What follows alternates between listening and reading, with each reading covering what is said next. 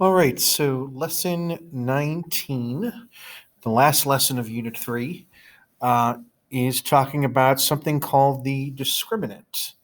And the discriminant, as it says in the notes, is the part of the quadratic formula that's under the square root. So that is this part right here, the b squared minus the 4ac. That is what we call the discriminant.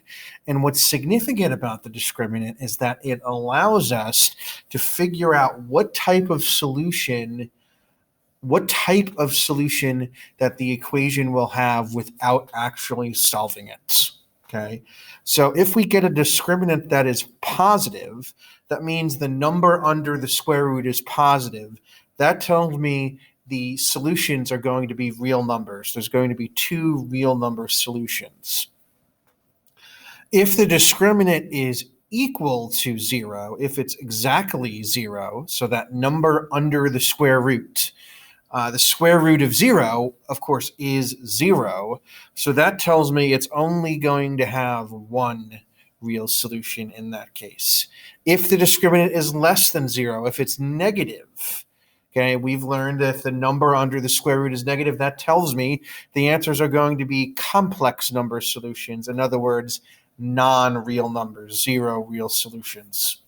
So our goal with this information in the examples and on your cool down for this lesson is to be able to figure out the value of the discriminant and then use that to determine what kind of solutions the equation will have without actually solving it. So let's take a look at number 1 right here. Okay, so number 1, we have x squared minus 6x plus 5 equals 0. Okay. If we quickly identify our a, b, and c, remember a is the coefficient of the x squared term. In this case, that's going to be 1. B is going to be negative 6. And c is going to be 5, the constant term. So we're just going to figure out what the b squared minus 4ac. That's the only part we're going to figure out. So in this case, we have b squared minus 4 times a times c.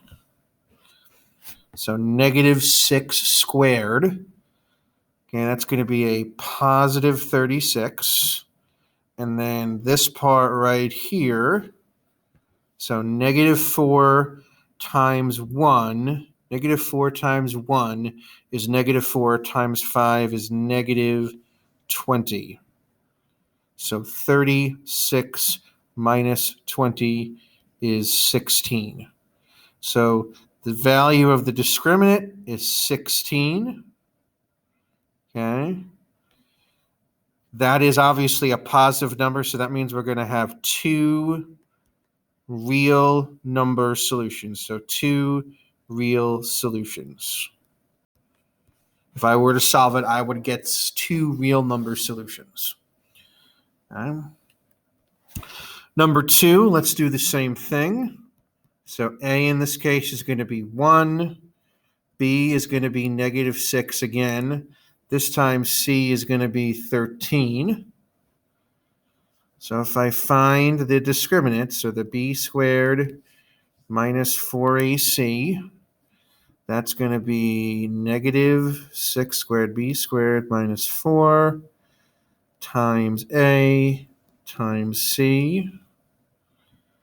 So that's going to be, let's see, 36. And then use a calculator if you need to. There's no shame in using a calculator. So negative 4 times 1 times 13 is negative 52. So my discriminant is going to be 36 minus 52, which is negative 16. So now the discriminant is negative 16. That is less than 0 here.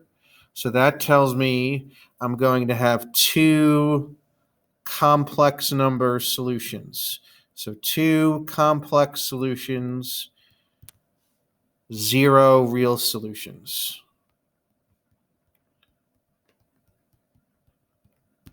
Okay. So the solutions are going to be complex numbers, not real numbers. Okay, let's do the third one. Third one's a little different. So a now, this is a negative x squared. So a is actually going to be -1 this time.